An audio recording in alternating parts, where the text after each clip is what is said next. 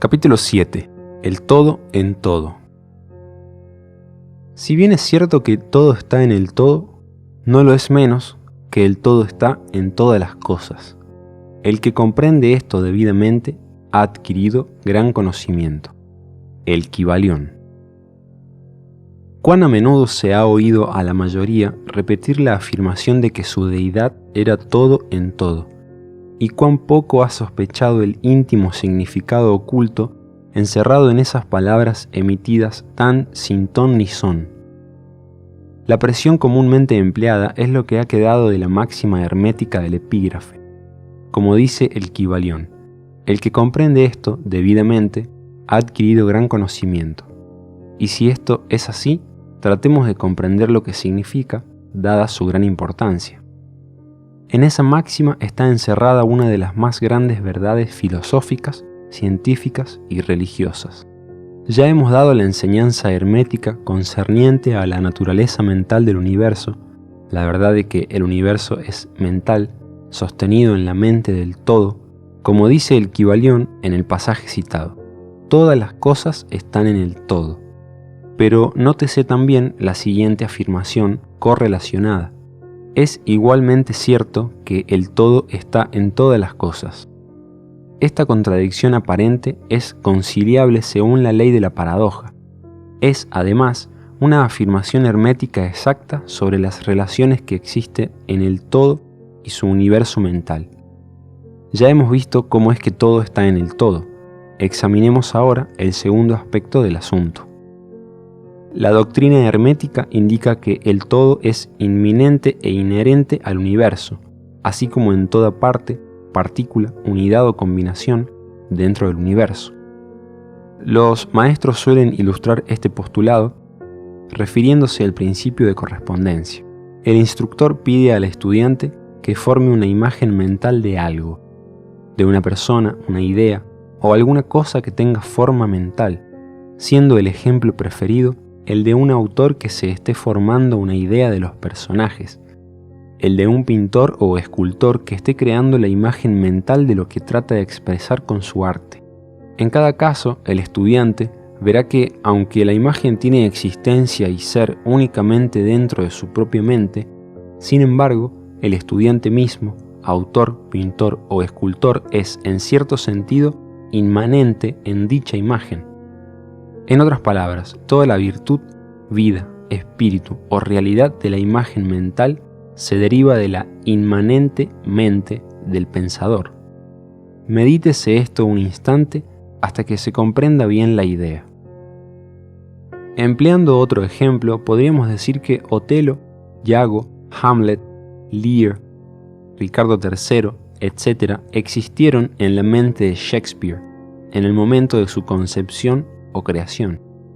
Y, sin embargo, Shakespeare existió también dentro de cada uno de esos personajes, dándoles su vitalidad, su espíritu y su acción.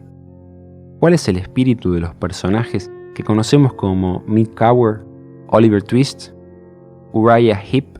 ¿Es Charles Dickens o tiene cada uno de ellos un espíritu personal, independiente de su creador? ¿Tienen la Venus de Médicis, la Madonna Sixtina, el Apolo de Belvedere, espíritus y realidad propios, o representan los poderes mentales y espirituales de sus creadores? La ley de la paradoja explica que ambas proposiciones son ciertas, consideradas desde los puntos de vista apropiados.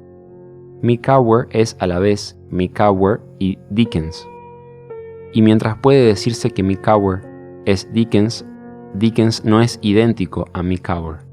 El hombre, como Mick Cower, puede exclamar: el espíritu de mi creador me es inherente y sin embargo yo no soy él.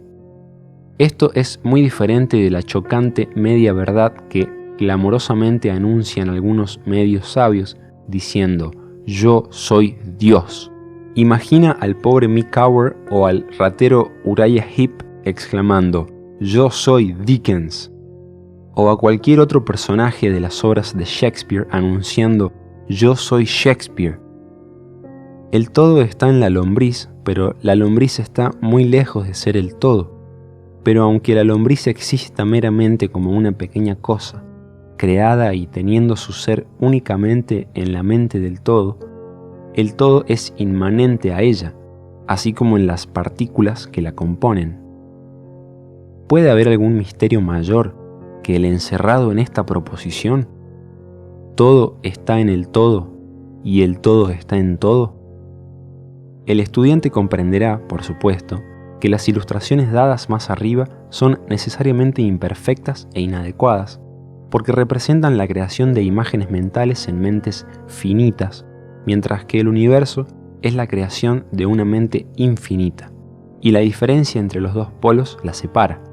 Y sin embargo es solo una cuestión de grado. El mismo principio es el que opera. El principio de correspondencia se manifiesta en cada una. Como es arriba, es abajo. Como es abajo, es arriba. Y en proporción a la realización que obtenga el hombre de la existencia del espíritu subyacente inmanente en su propio ser, se elevará en la escala de la vida. Esto es lo que significa el desarrollo espiritual, el reconocimiento, la realización y la manifestación del espíritu interno. Recuérdese siempre esta definición, la del desenvolvimiento espiritual, porque contiene la verdad de toda verdadera religión. Existen muchos planos del ser, muchos subplanos de vida, muchos grados de existencia en el universo, y todos dependen del adelanto de los seres en la escala, cuyo punto más bajo es el de la materia más densa, estando el ser más elevado separado del espíritu del todo solo por una sutilísima división, y por todas partes, a lo largo de esta escala de la vida, todo está en movimiento. Todos están en el sendero, cuyo fin y meta es el todo. Todo progreso es una vuelta al hogar. Todo se mueve hacia arriba, adelante, a pesar de las aparentes contradicciones. Este es el mensaje del iluminado. La doctrina hermética concerniente al proceso de la creación mental del universo es que, al principio del ciclo creador, el todo, en su aspecto de ser, proyecta su voluntad hacia su aspecto de devenir, y el proceso de la creación comienza. Se dice que este proceso se reduce a una disminución gradual de intensidad vibratoria hasta que se alcanza un grado muy bajo de energía vibrante, en cuyo punto se manifiesta la forma más densa posible de materia. Este proceso se llama involución porque el todo se envuelve en su creación, y esto tiene su correspondencia en los procesos mentales de un artista, escritor o inventor, quien se envuelve tanto en su creación mental que olvida casi completamente su propia existencia, pues en esos momentos vive en su creación. Si en vez de la palabra envolverse empleáramos la de absorberse, quizá se diera una idea más clara del significado que trata de sugerir. A este estado involucionario de la creación suele también llamársele la emanación de la energía divina, así como el estado evolucionario se denomina absorción. Al polo más extremo del proceso creador se le considera como el más separado del todo, en tanto que el principio de estado evolutivo es mirado como un retorno de la oscilación del péndulo del ritmo, como una vuelta al hogar. La enseñanza es que durante la efusión las vibraciones se van amortiguando gradualmente hasta que el impulso amortiguador cesa por último y entonces se produce el retorno de la oscilación pendular. Pero existe esta diferencia, que mientras en la efusión se manifiestan las fuerzas creadoras compactamente, como un todo desde el comienzo mismo del estado evolutivo o de reabsorción se manifiesta la ley de la individualización. Esto es, la tendencia a separarse en unidades de fuerza, de tal manera que lo que dejó al todo como no individualizada energía, vuelve a su fuente originaria como innumerables unidades de vida, altamente desarrolladas, que se han ido levantando cada vez más alto en la escala por medio de la evolución física, mental y espiritual. Los antiguos herméticos empleaban la palabra meditación para describir el proceso de la creación mental del universo en la mente del todo, habiéndose empleado también frecuentemente la palabra contemplación. Pero la idea que parece sugerir es la del empleo de la atención divina. Atención es una palabra derivada de raíz latina que significa alcanzar, llegar, y el acto de atención es realmente un alcance, una extensión de la energía mental, de manera, pues, que comprenderemos perfectamente el concepto si examinamos el verdadero significado de la atención.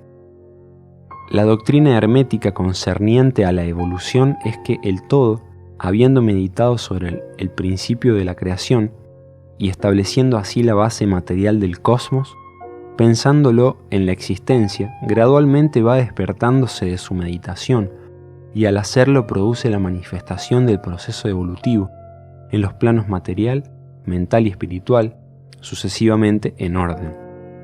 Así empieza el movimiento ascendente y todos los seres comienzan a dirigirse hacia el espíritu. La materia se va haciendo menos densa, las unidades vienen a ser, las combinaciones se inician, la vida aparece y va manifestándose en formas cada vez más elevadas y la mente se va haciendo más evidente, vibrando todo cada vez más intensamente. En una palabra, el proceso entero de la evolución, en todas sus fases, comienza y sigue de acuerdo con las leyes del proceso de absorción. Todo esto ocupa eones y eones de tiempo, estando compuesto cada eón por millones de años, pero según dice el iluminado, toda la creación, incluyendo la involución y la evolución de un universo, no es más que un abrir y cerrar de ojos para el todo. Al final de innúmeros ciclos de eones de tiempo, el todo retira su atención, contemplación o meditación del universo porque la gran obra ha terminado y todo queda absorbido en él de quien otrora emergiera. Pero el misterio de los misterios es que el espíritu de cada alma no queda aniquilado, sino que se expande infinitamente, sumergiéndose uno en otro el creador y el creado. Esa es la voz de la iluminación. La iluminación expuesta sobre la meditación y el subsiguiente despertar de ella del todo no es, por supuesto, más que un intento de descripción del proceso infinito mediante un ejemplo finito, pero no obstante, como es arriba, es abajo.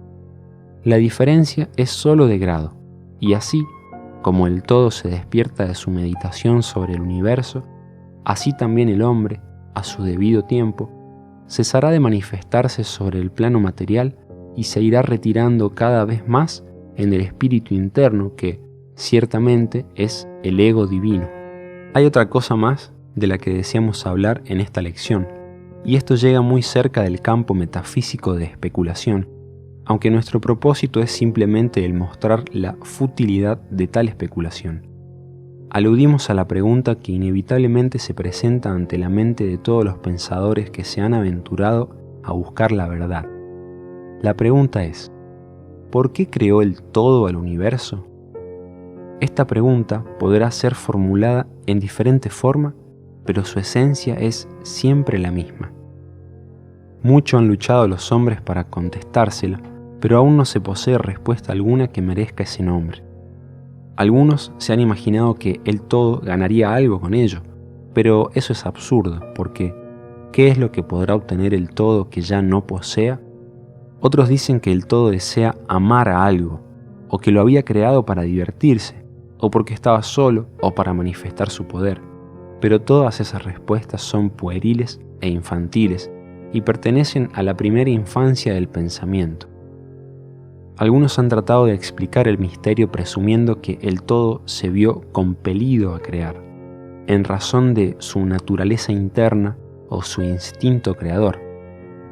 Esa idea, si bien representa un adelanto sobre las otras, tiene un punto débil. Si su naturaleza interna o instinto creador lo impulsara a hacer algo, entonces la naturaleza interna o instinto creador sería el absoluto en vez del todo, y de ahí que la proposición falle por su misma base. Sin embargo, el todo crea y se manifiesta y parece encontrar cierta satisfacción al hacerlo, y es muy difícil escapar a la conclusión de que en algún grado infinito tendría que tener algo que correspondiera a una naturaleza interna o instinto creador en el hombre, con un deseo y voluntad correspondientemente infinito. No podría obrar si no quisiera hacerlo, no podría hacerlo a menos que lo deseara, y no lo desearía si no obtuviera con ello una satisfacción, y todas estas cosas pertenecerían a una naturaleza interna y podría postularse su existencia de acuerdo con la ley de correspondencia, tanto interna como externa. Este es el problema que yace en la raíz misma de la dificultad y la dificultad que se encuentra en la misma raíz del problema. Estrictamente hablando, no puede decirse que haya ninguna razón para orar, porque una razón implica una causa, y el todo está por encima de la causa y del efecto, salvo cuando su voluntad misma se convierte en una causa, en cuyo momento el principio se pone en movimiento. De manera, pues, que no se puede pensar en el mismo asunto, porque como el mismo todo es incognoscible, así como nos vemos obligados a decir simplemente, el todo es. Así también solo podemos decir que el todo obra porque obra. Y en último término, el todo es la razón en sí misma, y puede decirse en verdad que Él es su propia razón, su propia ley, su propio acto, mejor aún que el todo, su razón, su acto y su ley, son uno, siendo las palabras diferentes nombres de la misma cosa.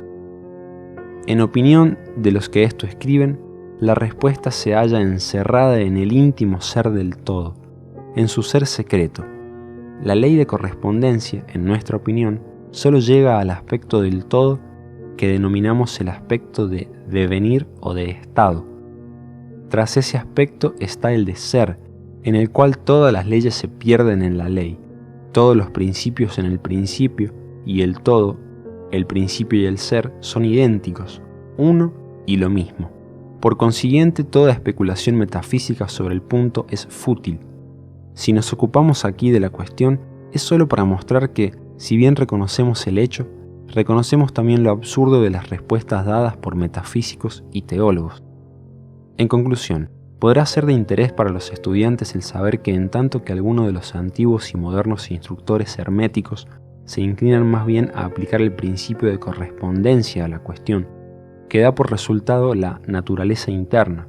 La leyenda dice que Hermes, el Grande, cuando le fue hecha esa pregunta por algunos de sus más avanzados estudiantes, contestó apretando los labios fuertemente y no diciendo una palabra, como si indicara que no había respuesta. Pero también puede ser que quisiera aplicar el axioma de esta filosofía que dice que los labios de la sabiduría permanecen cerrados, excepto para los oídos del entendimiento, en la creencia de que aún sus más aventajados discípulos no poseían la comprensión necesaria que los calificara para esa enseñanza. De cualquier manera, si Hermes poseyó el secreto, no lo comunicó, y por lo menos en lo que al mundo concierne, los labios de Hermes están cerrados al respecto. Y si Hermes el Grande vaciló en hablar, ¿quién sería el osado mortal que tratara de enseñarlo? Pero recordémoslo, cualquiera que sea la respuesta de este problema, si es que hay alguna, la verdad es que, si bien es cierto que todo está en el todo, no lo es menos que el todo está en todas las cosas. La proposición en este punto es enfática, y para terminar repetiremos las palabras de la cita. El que comprende esto debidamente ha adquirido gran conocimiento.